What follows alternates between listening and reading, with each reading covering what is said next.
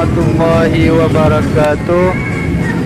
Malam ini Minggu malam tanggal 10 bulan 2 2019. Kita berada di Simpang Panglima Polim Ujung, Penayung, Banda Aceh.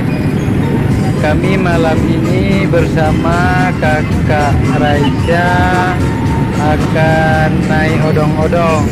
Nah, ini sekarang kakak Raisya kakak Raisya sedang main mobil-mobilan naik odong-odong di Simpang Penayung, Banda Aceh.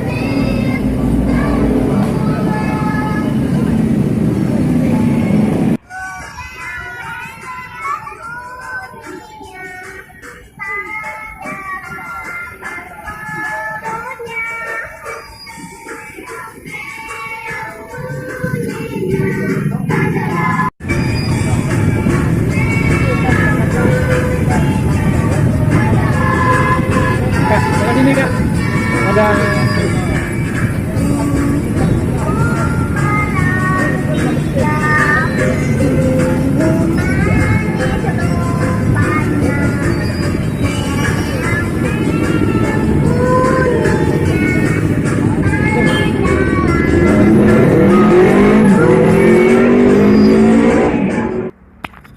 Hari Minggu kami bermain-main ke rumah Abu Ci di Tungkup.